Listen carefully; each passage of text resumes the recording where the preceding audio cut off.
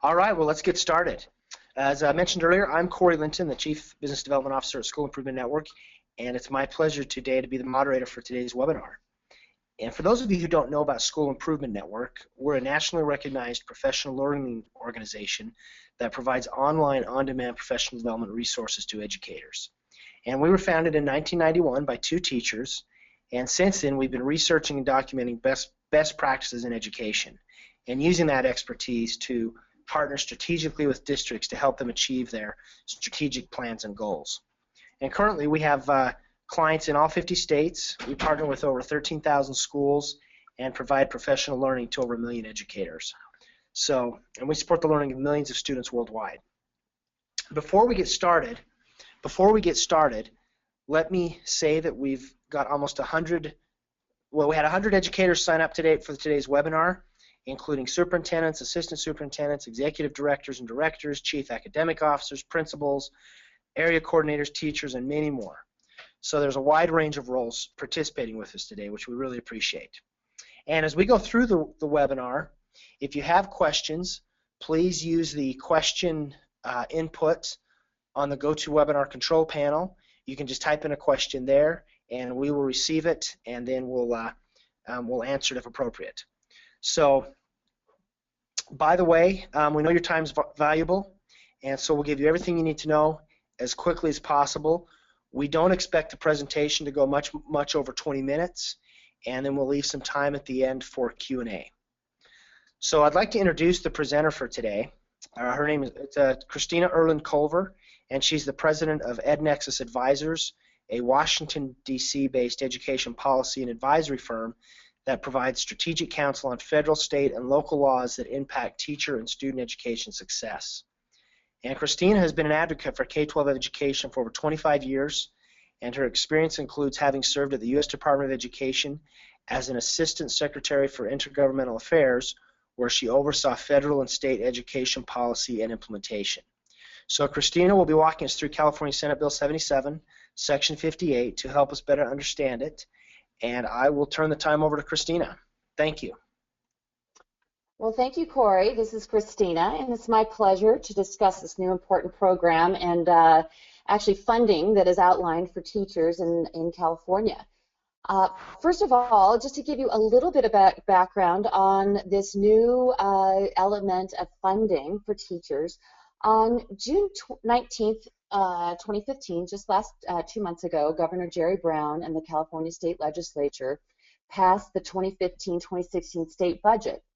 And including in that, they had an education finance trailer bill, SB 77.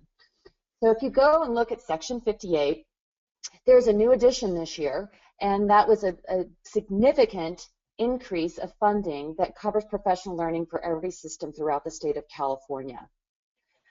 $500 million was earmarked for PD, representing one of the largest investments in professional development and teacher effectiveness ever made in California for teacher preparation and learning. This funding is a one-time block grant to be spent over 3 years beginning in the 2015-2016 school year. It's designed to be put to use to create a culture of support for teachers and provide an immediate boost as they implement content standards and work towards teaching excellence, meeting local standards of every student.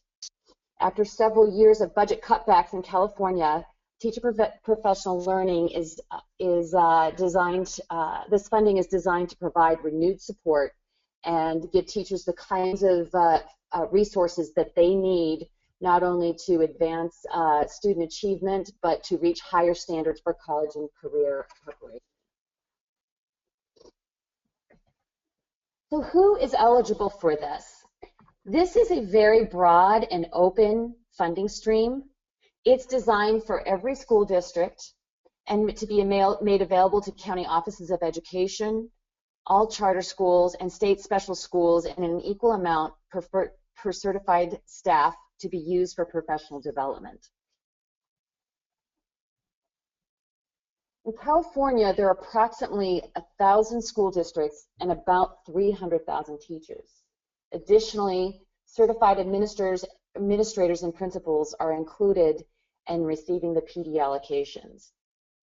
So the final calculations for this will be determined by the California Department of Education based on full-time equivalents calculated at the beginning of the school year, and that will be announced or be identified for each district sometime in early fall.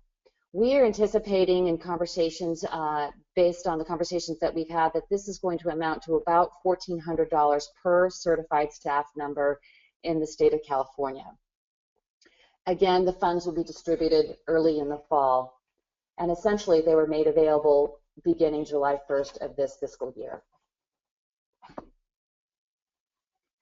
So how are these funds to be spent? The CDE will leave it up to each district and organization to spend the money according to the needs of local districts. This is a local control pot of funds. It is designed to go directly to the districts and be determined by schools to determine how the funding can best meet the needs of teacher professional learning and to advance student achievement. Of the $500 million provided by Section 58, about $10 million will be set aside to provide professional development and technical assistance to local education agencies related to network management. This is all for technical support and training teachers on the use of technology in the classroom. The remaining $490 million is targeted specifically to support professional development activities around the following 4 focus areas. The first area is beginning teacher and administrative support, mentoring, and including but not limited to program support new teachers and administrator ability to teach or lead effectively to meet induction requirements. This is a high priority for the state of California to ensure that schools have the right kinds of resources to support new teachers as they enter the classroom. Additionally, a second focus area is professional development, coaching, and support for existing teachers who have been identified as needing improvement or additional support by local education agencies. This could be determined through the schools, whether through a teacher evaluation program or any other evaluation or identification that the school or school district deems pertinent to teachers in need of improvement.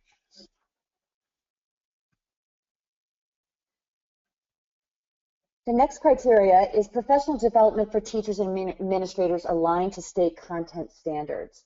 This is so that the state of California, which has been ongoingly implementing Common Core standards, can continue to apply resources specifically to helping teachers with the implementation of higher, more rigorous standards in the state of California, including standards for ELA, math, and the next generation science standards that are being implemented in the state of California. And the fourth criteria is to promote educator quality effectiveness, including but not limited to training or mentoring and coaching for all certified staff and training certificated staff to support effective teaching and learning. So in a sense, this last criteria is general and covers a lot of areas to ensure effective teaching.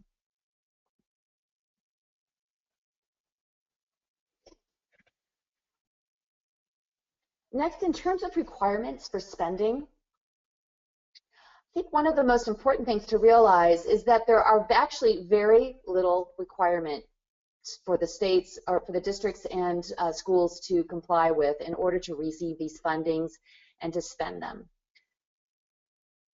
The priority for schools and school districts is to develop and adopt a plan and delineate how funds will be allocated somewhere within the 4 categories.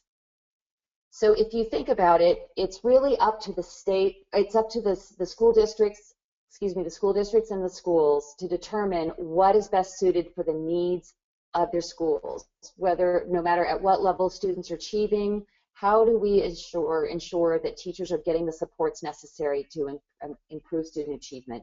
And you simply need to outline a plan. And then second, it must be presented in a public meeting to your governing board, whether it's a state school board, a chartering authority, or other entity, before its adoption in subsequent public meetings. And then finally, on or before July 1st, 2018, when the funding is spent and completed, districts need to submit a report of detailed expenditure to the Department of Education, including but not limited to specific purchases made, numbers of teachers who received the resources, administrators or paraprofessional educators that received the professional development.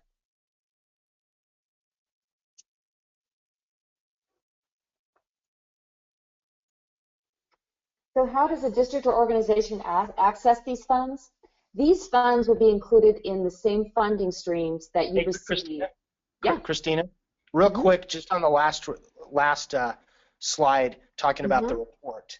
The department has indicated that they will be coming out with a report template later, sometime before 2018. So there will be a specific reporting template, but it will be coming out later. Right, Corey, and that's great because what they're saying is they're trying to keep it as simple as possible for you to be able to utilize these funds and keep the reporting requirements simplified in a way that can show some accountability and results, but ultimately they want to keep the expenditures easy for you to use.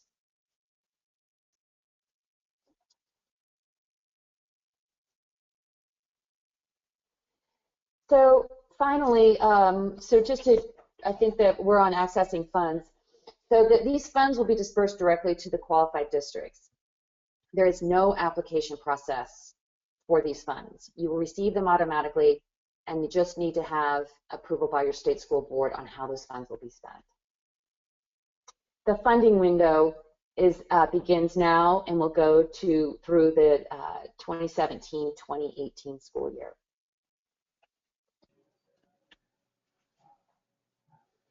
And then finally, there's a note within the law that mentions that the intent of the law is for these funds to be coordinated with federal Title II funds and other resources for teaching in the classroom, and that would be currently in compliance with the No Child Left Behind Act of 2001. As you know, ESEA is currently being reauthorized. And so while the NCLB Act is currently in effect for all states and school districts, if ESEA is passed, it'll be in compliance with federal law for Title II, if and when that is passed this fall. I wanted to just also highlight a couple of things that are important aspects of professional learning, not only in the ESEA reauthorization coming up, but that we really look at best practices. Hey, Christina, before we move on, we got a couple quick questions. One was, there was a question on if a charter school does not have certificated staff, will they receive any funds? Great question. And the answer actually is no. They have to have certificated staff, and they'll receive funds per the number of certificated staff that they have. Yeah, that is great. And then there was one other clarification. You had mentioned that districts will receive the funds. They can use the funds as long as they get the plan approved by the state school board. The approval actually happens by their local school board. Yes, local school board. And that you can go on. Okay, so I just was going to highlight a couple of elements of language that we are seeing in the current reauthorization of ESEA that are also elements of best practice and that we're beginning to see regarding professional development in the field, and the language that we're looking at is definitely a moniker toward what great professional learning looks like. And Learning Forward, a national organization of teaching professionals, has a definition of professional learning that it must be collaborative, job-embedded, sustained, classroom-focused, and data-driven. And we look at that very closely in our organization, as well as what School Improvement Network does in terms of alliance with Learning Forward, as they have a close alliance with Learning Forward, is ensuring that teachers get that kind of professional development. Another big trend that you'll be seeing that is highly demanded of now in general for those organizations that have professional learning excellence is that they are focusing their practices for professional learning on evidence-based practices. And that is something that we should, that we look at for professional learning acquisition when you are making decisions for professional learning in your classroom and in your districts, that the organizations that you contract with, that they demonstrate statistically significant effect on improving student outcomes or other relative outcomes. And that is language that is also in the new ESEA reauthorization law in the Senate version. And we're anticipating that if ESEA is reauthorized, that you will see that kind of language and expectation for Title II funding to be spent according to on evidence-based practices.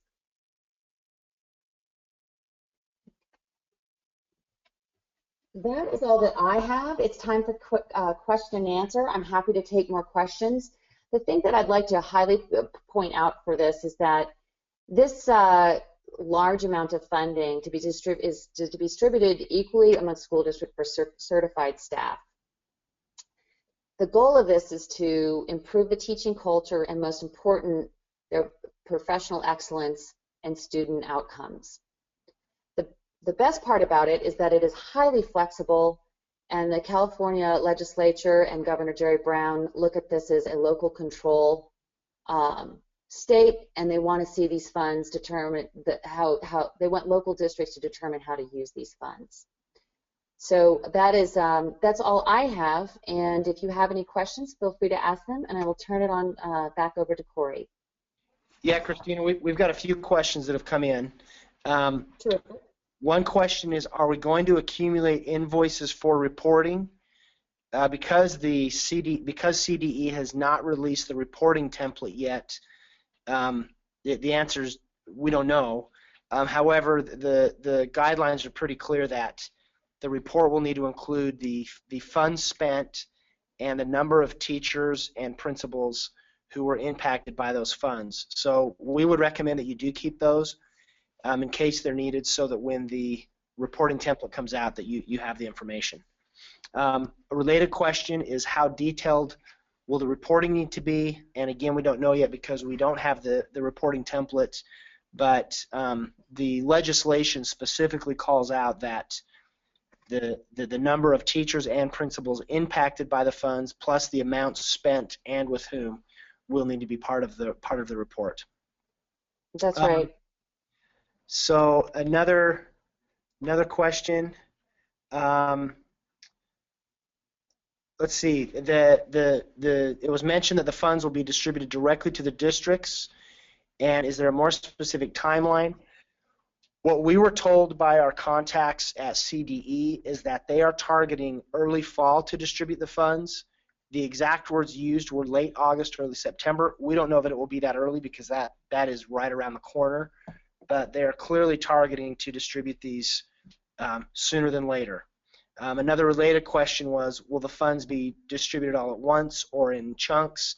And our understanding, what we've been told, is that it will be distributed as one lump sum, and it just needs to be spent before June 30th, 2018.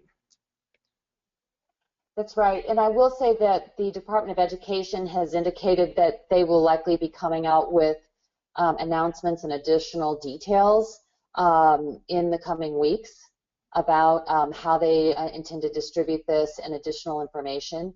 So you should be staying tuned to that as well. Yeah.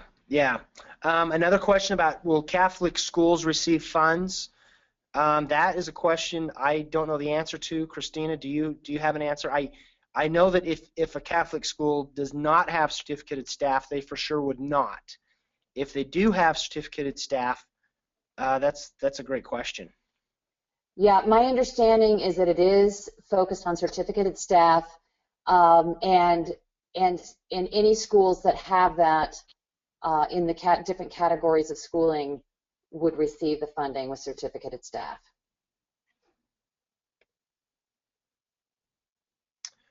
Question, has there been a resource code assigned to these funds?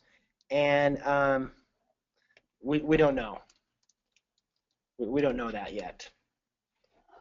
We don't know that yet, and I think that one of the things you will watch is that this funding would flow to your district just like any other state funding that would be coming your way. So that will be determined in the next several weeks. There's another question around, do they need to have a clear credential? Christina, do you know the answer to that? That's a great question. I think we should follow up on that one and find out, because when we spoke with the Department of Education, they were focused on determining how they would quantify and categorize certifications and determine that by FTE at the beginning of the school year. Another question, when should the approval by the local school board happen? And that can happen whenever the education entity decides to present to the board.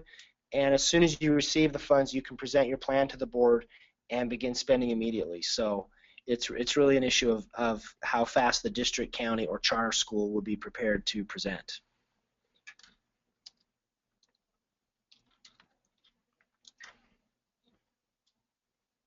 And then a clarification on that question.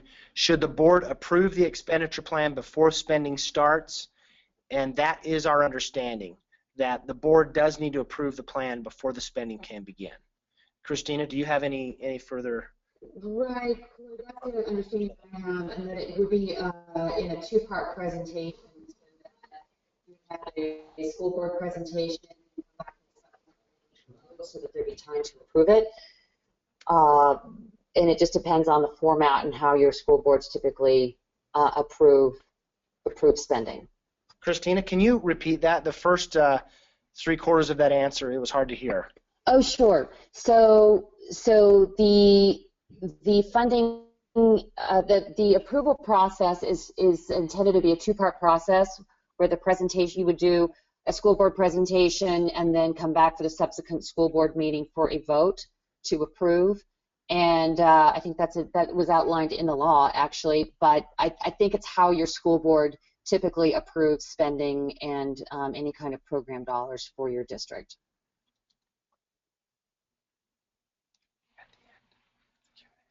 Okay, and then another question, can these funds be used for other than teacher PD?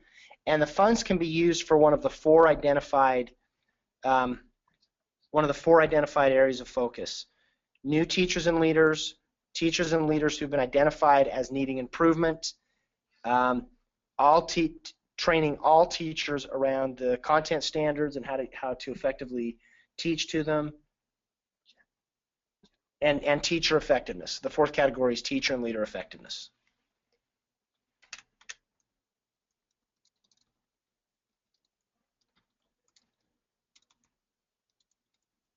And reading another question, one of the target areas is new teacher induction for teachers attempting to clear a credential. Will the cost of the program be able to support this? With the cost of the program to support this, there is very little left. Yeah, there really is great discretion at the education entity to spend the money how they choose. They can spend it on the new teacher induction program for teachers working to clear a credential, or they can spend it on something else. We also do know of districts who are looking at other induction options. That there are other options through county offices. Some of the larger districts have their own induction programs where the cost can be significantly less. Right, that's right, Corey. And I think also depending on what stages districts are in will depend on how much money and resources they have remaining if they choose to spend it all on teacher induction expenditures. Yeah. Okay, question from a charter management organization that is asking, with each of their schools being an LEA, will they receive the funds centrally, or will the funds go directly to the school based on the number of certificated staff? Don't know. I would assume if each school is an LEA that each school would get it, and that it would not go to the charter management organization. The only reason I say that is charter management organizations were not called out specifically in the legislation, whereas charter schools were. I don't know, Christina, your thoughts on that? That's how I would interpret it, but that is absolutely worth checking.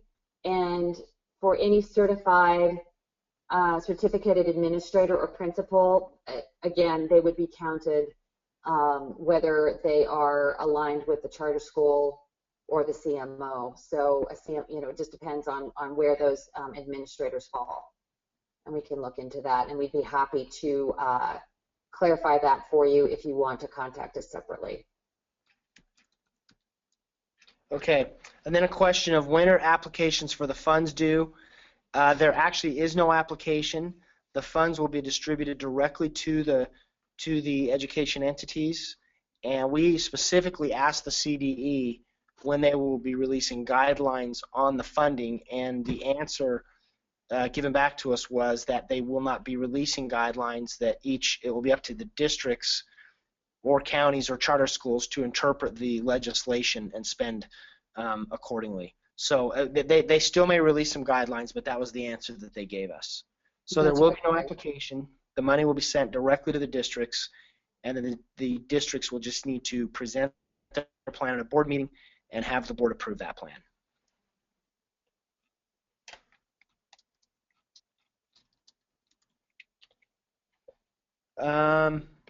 Question about getting a copy of the presentation. We will email that out to everyone as a follow-up. Here's an individual stating that they have a preliminary multiple subject teaching credential. Will you be able to receive funds? Don't know about that. I think the funds, if you're part of a school, part of a charter school district or county, then they would receive funds on your behalf. The funds will not go directly to the individuals.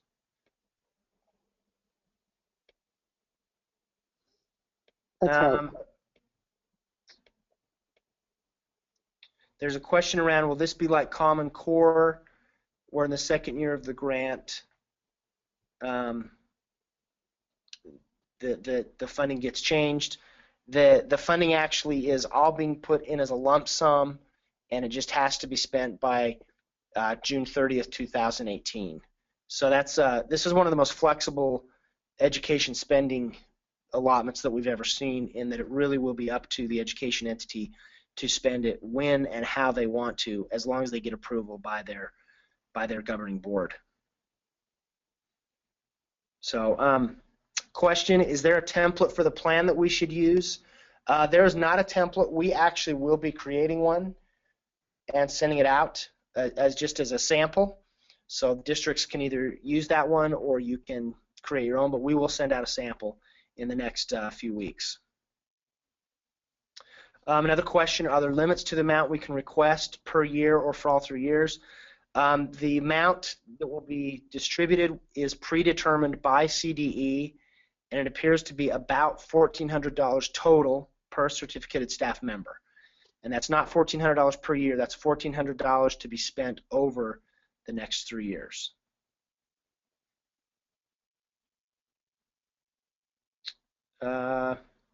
So the next question is, how are funds allotted to county offices of education by total FTEs within the county? Our understanding, and this is one that will need to be confirmed, is that the county offices will receive funds based on the number of certificated staff employed by the county. And then each LEA within the county will receive their own set of funds based on their numbers of certificated staff. Another question, how do we follow up on fund disbursement? We have been informed that a letter has been sent to all superintendents about the funding, and this just happened within the last couple of weeks. So your superintendent should have a letter talking about the funding, and the letter states that more information will be forthcoming shortly from CDE. And then another question, is there a list of qualified schools? The list of qualified schools is any charter school, any county office, or any school district that has certificated staff. So if you're a charter school with certificated staff, you'll receive funding based on the number of certificated staff. If you do not have certificated staff, you will not be eligible for the funding.